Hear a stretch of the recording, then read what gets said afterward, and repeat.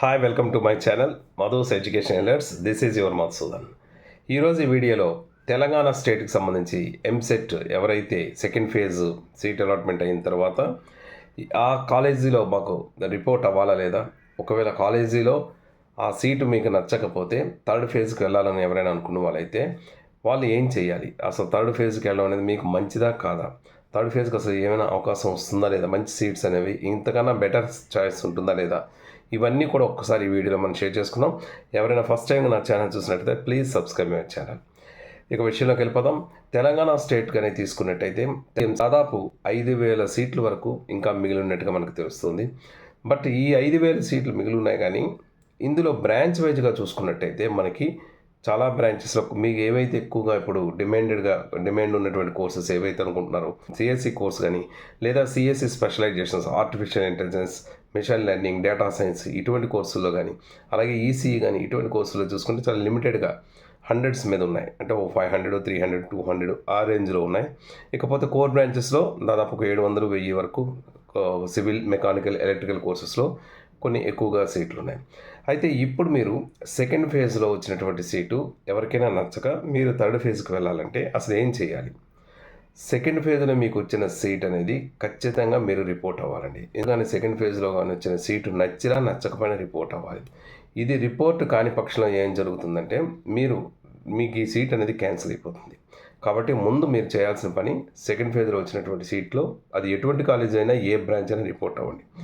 Next ఇప్పుడు third ఫేజ్కి ఎవరైనా పెట్టాలనుకున్న వాళ్ళు, థర్డ్ ఫేజ్కి మనకి దాదాపు థర్డ్ ఫేజ్ అనేది మనకి ఆగస్టు సెకండ్ వీక్లో జరుగుతుంది. కాబట్టి ఈ థర్డ్ ఫేజ్కి వెళ్ళేలోపు మీరు ఆలోచించండి.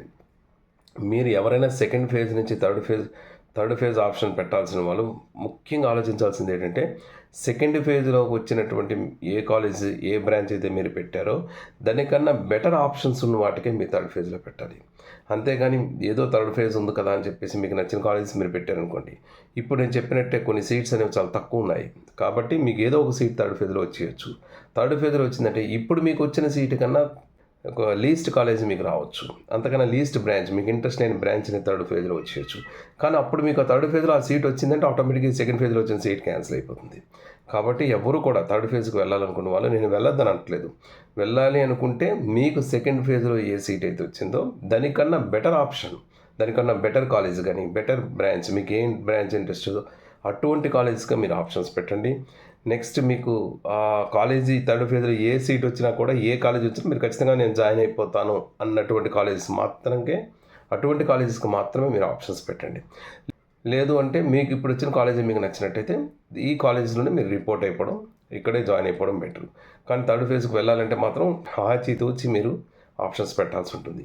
ఇప్పుడు ఏపీలో ఏం జరిగాయి, ఏపీలో కొంతమంది స్టూడెంట్స్కి ఇదే పరిస్థితి ఎదురైంది. ఎందుకంటే ఫస్ట్ ఫేజ్లో వచ్చినటువంటి సీట్ అనేది వాళ్ళు కాకుండా సెకండ్ ఫేజ్లో బెటర్ ఆప్షన్ కోసం పెట్టారు. కానీ పెట్టేటప్పుడు ఆప్షన్స్ సరిగా పెట్టకపోవడం వల్ల సెకండ్ ఫేజ్లో వచ్చే సీటు కన్నా ఫస్ట్ ఫేజ్లో వచ్చిన సీటే బాగుంది.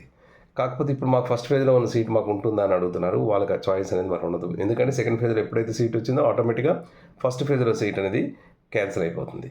కాబట్టి ఆ మిస్టేక్ మీరు చేయొద్దు. అటువంటి మిస్టేక్ కొద్దిమంది చేశారు. అలాంటి మిస్టేక్ ఎవరు కూడా చేయొద్దు. మీరు థర్డ్ ఫేజ్కి వెళ్ళాలనుకున్న వాళ్ళు సెకండ్ ఫేజ్లో వచ్చే సీటు కన్నా బెటర్ ఆప్షన్ ఉంటేనే పెట్టండి, లేకపోతే దానికి చాయిసే పక్కన పెట్టేయండి. దాని విషయం మీరు పట్టించుకోవద్దు.